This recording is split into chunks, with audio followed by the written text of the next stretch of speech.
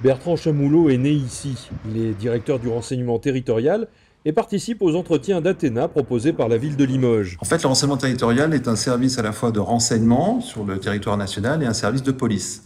Donc la mission, eh bien, c'est de détecter, comprendre, analyser tous les phénomènes qui peuvent intéresser nos autorités pour les aider à prendre des décisions, qu'il s'agisse du niveau territorial, pour renseigner le préfet, le chef de la police, le chef de la gendarmerie, ou au niveau national, pour renseigner les plus hautes autorités, le ministre de l'Intérieur en premier, mais aussi le Premier ministre, le chef de l'État, sur l'ensemble des phénomènes qui touchent le territoire. La direction du renseignement territorial est composée de 3100 agents sur l'ensemble du territoire national. Ce sont majoritairement des policiers, des gendarmes qui sont présents, mais aussi on a des personnels à statut différent pour couvrir certains aspects du métier. Pendant des années, vos agents étaient sur le terrain, observer, filocher, se renseigner. Aujourd'hui, il y a la dimension numérique. Est-ce que ça a changé profondément votre façon de faire? Il faut garder les deux dimensions. Nous avons bien sûr besoin d'avoir ce contact dans la vraie vie, je dirais, sur la voie publique avec les personnes qui sont présentes. Mais bien sûr que le numérique, les réseaux sociaux, Internet ont complètement modifié notre travail à plus d'un titre. Tout d'abord parce que nous aussi, nous avons dû rechercher du renseignement sur ces supports, mais aussi parce que les sujets vont beaucoup plus vite aujourd'hui. C'est-à-dire qu'il y a une mondialisation et toutes les thématiques apparaissent sur les réseaux sociaux. Nous avons un rôle aussi de détection, de compréhension, d'analyse de ces phénomènes. Et donc, il a fallu s'adapter, travailler avec ces nouveaux outils. Mais surtout, parfois, nous avons aussi à, je dirais, démonter des rumeurs ou démonter des phénomènes qui ont lieu sur les réseaux sociaux, mais qui ne prennent pas corps dans la vraie vie. Les conflits extérieurs se répercutent à l'intérieur de notre pays? Oui, bien évidemment.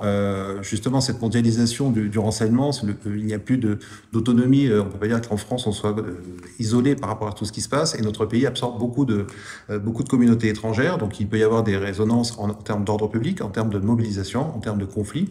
Donc là, actuellement, nous avons plusieurs types de conflits qui sont présents. Et bien évidemment, l'actualité internationale impacte directement. On l'a vu notamment depuis le 7 octobre 2023, entre l'attaque du Hamas en Israël, les répercussions qu'il y a eu à la fois sur la communauté juive, qui a été ciblée par un certain nombre d'actes d'antisémitisme qui ont augmenté de façon importante, mais aussi des manifestations de voie publique et des risques qui se sont produits.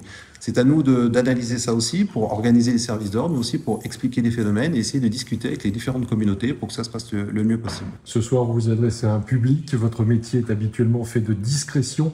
Que pouvez-vous dire dans une conférence comme celle-ci? Alors, il est vrai que lorsqu'on est à la tête d'un service de renseignement, le troisième service de renseignement français le plus important en volume d'effectifs, c'est pas une évidence de s'exprimer en public.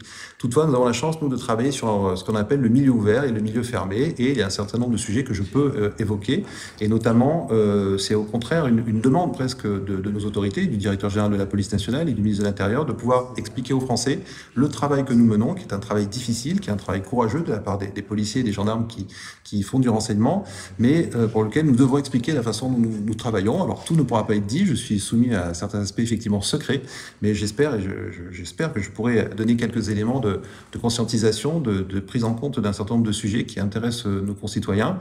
Et puis vous savez, les menaces sont nombreuses aujourd'hui, on entend beaucoup de choses, et justement on parlait des réseaux sociaux, de certains médias qui déforment un petit peu la réalité. Je pense qu'il est important que la parole de l'État puisse être au cœur des choses. Merci beaucoup, monsieur.